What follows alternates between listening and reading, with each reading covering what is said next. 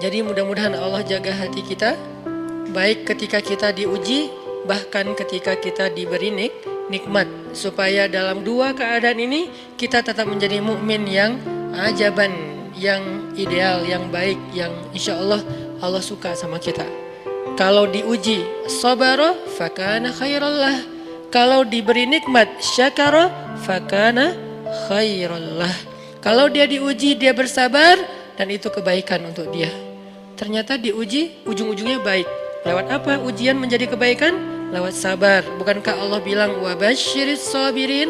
Sampaikan berita gembira kepada orang yang sabar. Ada banyak kebaikan yang Allah sediakan untuk orang yang sabar kalau dia sabar.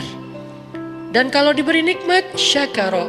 Kalau diberi nikmat dia bersyukur. Fakana khairallah. Kenapa nikmat kok menjadi kebaikan? Maksudnya dengan dia bersyukur Allah tambahkan kebaikan itu. La in syakartum la azidannakum. Jadi orang beriman itu kayaknya hidupnya tuh harusnya sih nggak ada bete-nya.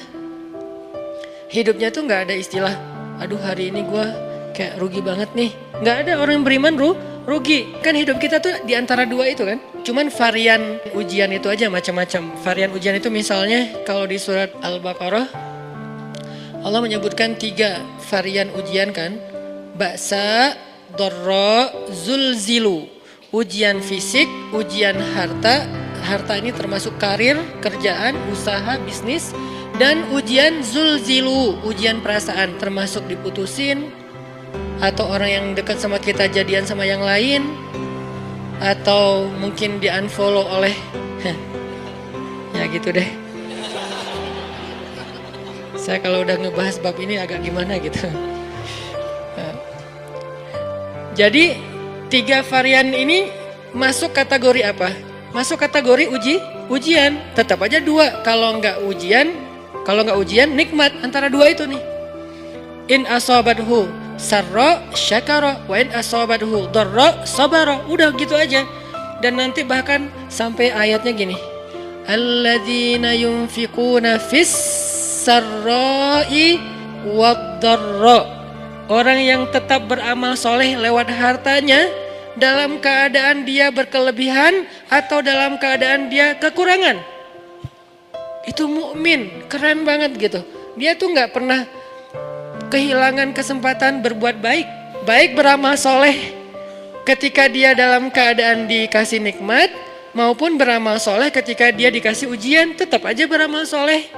Contoh yang ayat tadi, yunfikuna fis sarra, berinfak dalam keadaan sarra, dalam keadaan bahagia, senang, lagi dapat untung gitu kan. Ataupun yunfikuna fid dharra, tetap berinfak walaupun dia dalam keadaan dharra, dalam keadaan susah. Dalam keadaan dor itu kan bahaya. Nih kalau saya infak nih bahaya nih buat saya nih. Kalau saya kasih nih saya kayak nggak ada tabungan buat mahar nih. Kalau saya kasih ke dia, terus saya gimana? Gitu kan? Ini dor banget nih, bahaya banget nih. Tapi dia tetap berinfak. Siapa yang mencontohkan hal seperti itu? Selain pastinya Rasulullah udah nggak diragukan lagi. Yang jadi kayak simbol berinfak walaupun dia butuh. Orang-orang Ansor. Yu'thiruna ala anfusihim walau kana bihim khasasah. Mereka mendahulukan orang muhajirin atas dirinya sendiri walaupun sebetulnya dia juga butuh kepada kebaikan itu.